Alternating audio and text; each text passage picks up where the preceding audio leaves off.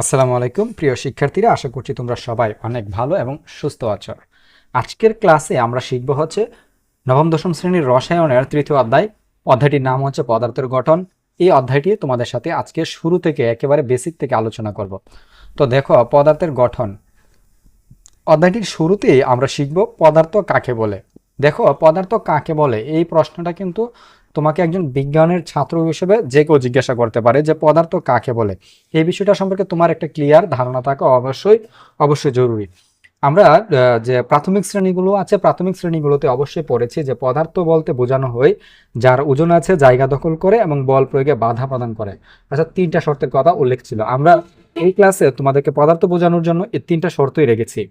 তাহলে দেখো, এখানের মধ্যে যার ওজন আছে, জায়গা দখল করে এবং বল প্রয়োগে বাধা প্রদান করে তাকে পদার্থ বলে। যেমন আমি উদাহরণ হিসেবে দিচ্ছি বরফ।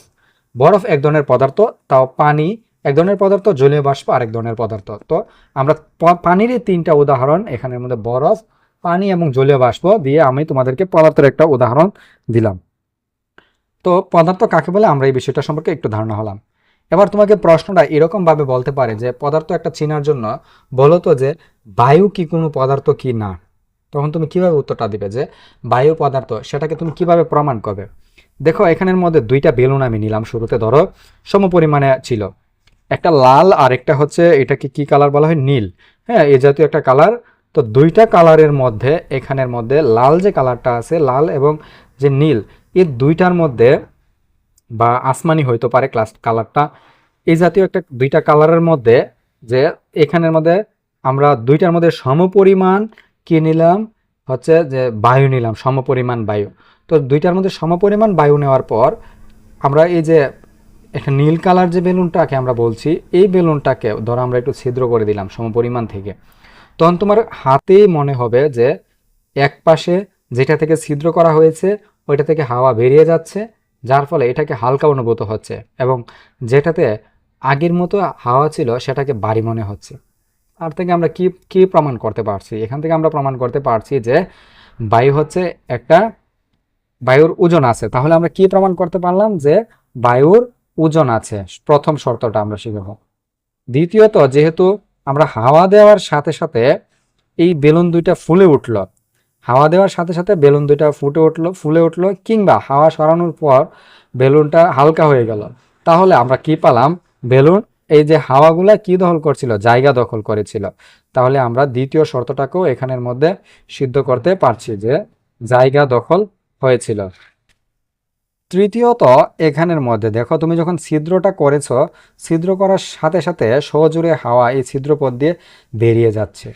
তার মানে আমরা প্রমাণ করতে পারছি যে বল প্রয়োগে এটা বাধা প্রদান করেছে। সো পদার্থ হওয়ার জন্য যে তিনটা শর্ত ছিল, এই তিনটা শর্তই কিন্তু এই বায়ুর মাধ্যমে আমরা প্রমাণ করতে পারছি যে, অতএব আমরা প্রমাণ করতে পারছি যে বায়ু একটা কি পদার্থ, আমরা প্রমাণটা করতে পারছি।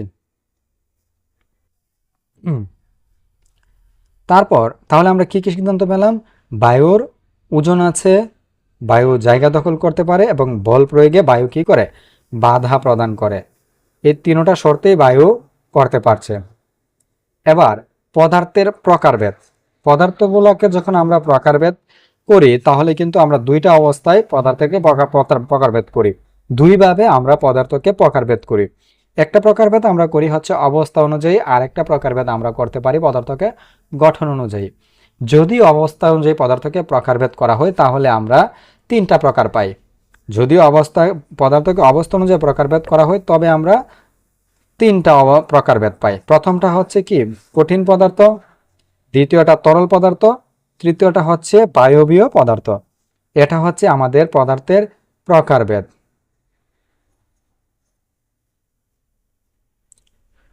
এবার কঠিন পদার্থ দেখো, কঠিন পদার্থ হচ্ছে এ সকল পদার্থের নির্দিষ্ট আকার, আকৃতি এবং আয়তন তিনটাই আছে। কঠিন যে পদার্থগুলো আছে না, এই পদার্থের কি আছে যে আকার, আকৃতি এবং আয়তন সবকিছুই কিন্তু নির্দিষ্ট। আর তরল পদার্থ, এ সকল পদার্থের নির্দিষ্ট আকার, আকৃতি নেই, তবে একটা আয়তন আছে। এটাকে আমরা যে পাত্রের মধ্যে রাখবো সে পাত্রের আকারই সে ধারণ করবে। বায়বীয় পদার্থ, এ সকল পদার্থের নির্দিষ্ট আকার, আকৃতি ও আয়তন নেই, তাদের যে পাত্রে আবদ্ধ করা হয় তার পুরোটাই দখল করবে। এটার কিন্তু আকার আকৃতি আয়তন কিছুই নেই। তাহলে আমরা একটু পিছন থেকে রিপিট করি যে তরল পদার্থের কি নেই আর কঠিন পদার্থের হচ্ছে আকার আকৃতি এবং আয়তন তিনটাই আছে। আর তরল পদার্থের আকার আকৃতি নেই, তবে আয়তন আছে। তাকে যে পাত্রে রাখা হয় সে পাত্রের আকারটাই সে ধারণ করে। আর বায়বীয় পদার্থের হচ্ছে আকার আকৃতি আয়তন কোনোটাই নেই, তাকে যে পাত্রে রাখা হয় তার পুরোটাই সে দখল করা হয়। এবার আমরা অবস্থা অনুযায়ী শিখলাম পদার্থ হচ্ছে তিন প্রকার। এখন যদি আমরা পদার্থকে গঠন অনুযায়ী ভাগ করি তাহলে পদার্থ আমরা পাই হচ্ছে দুই প্রকার। একটা হচ্ছে কি মৌলিক, আরেকটা হচ্ছে যৌগিক। মৌলিক পদার্থ, এই মৌলিক পদার্থগুলো হচ্ছে যে সকল পদার্থকে বিশ্লেষণ করা হলে ওই পদার্থ ছাড়া অন্য কোনো পদার্থের কণা পাওয়া যায় না, তাদেরকে মৌলিক পদার্থ বলা হয়। তো আমরা যদি পদার্থটাকে বিশ্লেষণ করি তাহলে এই পদার্থকে সর্বশেষ যে কণাটা পাবো ওই কণাটা যে পদার্থকে বিশ্লেষণ করা হয়েছে ওই পদার্থেরই হবে।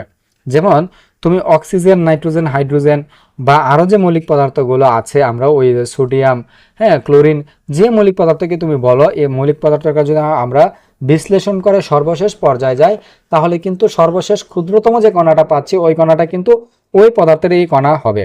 সো এই ধরনের পদার্থগুলোকে আমরা কি বলি? মৌলিক পদার্থ। তারপর এখন পর্যন্ত পৃথিবীতে আবিষ্কৃত মৌলিক পদার্থের সংখ্যা হচ্ছে 118টি। তোমরা এখানের মধ্যে একটা চার্ট দেখতে পাচ্ছ, দেখো এখানের মধ্যে একটা চার্ট দেখতে পাচ্ছ না? চার্টটা হচ্ছে একটা পিরিয়ডিক টেবিল বা পর্যায় সারণী। এইখানে এখন পর্যন্ত আবিষ্কার করা 118টা মৌলিক পদার্থ দেওয়া আছে। হাইড্রোজেন, হিলিয়াম, লিথিয়াম, বেরিলিয়াম, এই যে পদার্থগুলো এগুলো হচ্ছে মৌলিক পদার্থ। এখন পর্যন্ত বিজ্ঞানীরা এই 118টা মৌলিক পদার্থকে তারা শনাক্ত করতে পেরেছে। তো এই 118টা মৌলিক পদার্থ দিয়েই পৃথিবীর বাকি সব মৌলিক পদার্থগুলা তৈরি হয়েছে বা যৌগিক পদার্থগুলা তৈরি হয়েছে। বাকি যত পদার্থই আছে এই 118টা মৌলিক পদার্থের সংমিশ্রণে তৈরি হয়েছে। তো এই 118টা মৌলিক পদার্থের মধ্যে প্রকৃতিতে 98টি পাওয়া যায়, বাকি 20টা গবেষণাগারে কৃত্রিমভাবে তৈরি করা হয়। মানে গবেষণাগারে কৃত্রিমভাবে তৈরি করা হয়। 98টা পাই প্রকৃতিতে, গবেষণাগারে 20টা। এই টপিকটা অনেক সময় এমসিকিউতে আসে। এবার আমরা একটু যৌগিক পদার্থটা দেখি। যৌগিক পদার্থ আসলে কাকে বলে? যে সকল পদার্থকে বিশ্লেষণ করা হলে একাধিক মৌলিক পদার্থ পাওয়া যায় তাদেরকে যৌগিক পদার্থ বলে। ধরো এখানে পানিকে যদি আমরা বিশ্লেষণ করতে পারি তাহলে কি পাচ্ছি? হাইড্রোজেন এবং কি পাচ্ছি? অক্সিজেন পাচ্ছি। এখানে হাইড্রোজেন এবং অক্সিজেন পাচ্ছি, দুই পরমাণুর হাইড্রোজেন আর এক পরমাণু পাচ্ছি হচ্ছে কি অক্সিজেনের। আর সোডিয়াম ক্লোরাইড যদি আমরা বিশ্লেষণ করি একটা পরমাণু পাচ্ছি সোডিয়ামের, আরেকটা পাচ্ছি কি ক্লোরিনের। সো একাধিক পদার্থ মিলিত হয়ে একটা পদার্থ গঠন করেছে, একাধিক মৌলিক পদার্থ, কিন্তু একাধিক মৌলিক পদার্থ মিলে একটা পদার্থ গঠন করেছে। ওই নতুন যে সৃষ্ট পদার্থটি রয়েছে ওইটাকে আমরা বলি হচ্ছে যৌগিক পদার্থ। এবার আমরা একটু অণু সম্পর্কে জানি। অণু আসলে কাকে বলে? পরমাণু, দুঃখিত, পরমাণু কাকে বলে? পরমাণু হচ্ছে মৌলিক পদার্থের ক্ষুদ্রতম কণা যাকে আর ভাঙা যায় না, তাকে পরমাণু বলে। যেমন অক্সিজেন পরমাণু, হাইড্রোজেন পরমাণু, ক্লোরিনের পরমাণু, তারপরে হচ্ছে কি নাইট্রোজেনের পরমাণু, তারপরে যে সকল পদার্থগুলো আছে সবগুলোর পরমাণু। মানে আমরা যদি পদার্থটাকে ভাগ করি একেবারে ক্ষুদ্রতম পজিশনে যায়, যে পজিশনে গেলে পদার্থটাকে আর ভাঙা যায় না, তাকে বলা হয় পরমাণু। তো আমরা মৌলিক পদার্থগুলোর ক্ষুদ্রতম কণাকে পরমাণু বলি। আর অণু হচ্ছে একাধিক পরমাণু একসাথে হয়ে একটা অণু গঠন করে। ধরো তোমার অক্সিজেনের দুইটা অণু একসাথে যুক্ত হয়ে অক্সিজেনের একটা অণু গঠন করলো, নাইট্রোজেনের দুইটা পরমাণু যুক্ত হয়ে একটা নাইট্রোজেনের অণু গঠন করলো। এগুলো হচ্ছে কি অণু, একাধিক মৌলিক পদার্থ একসাথে হওয়া।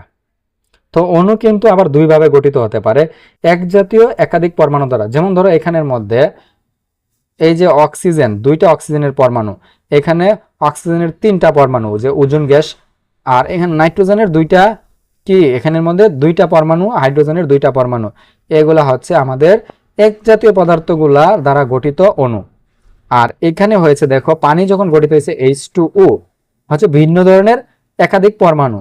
আবার এখানের মধ্যে সোডিয়াম ক্লোরাইড যখন হয়েছে তখন সোডিয়ামের একটা, ক্লোরিনের একটা, আর পটাশিয়াম পারম্যাঙ্গানেট দেখো KMnO4। তাহলে এটা কিন্তু তিনটা মৌলিক পদার্থ একসাথে হয়েছে, হয়ে সেটা কি গঠন করেছে? এখানের মধ্যে একটা অণু গঠন করেছে। তো শিক্ষার্থীরা আমরা আজকের ক্লাস এতটুকুই পর্যন্ত রাখছি। আমরা অণু গঠন পর্যন্ত শিখলাম। আগামী ক্লাসগুলোতে আমরা মৌলিক কণা বা পরমাণুর যে মৌলিক কণাগুলো আছে ওই বিষয়গুলি নিয়ে তোমাদের সাথে আলোচনা করব। ধন্যবাদ।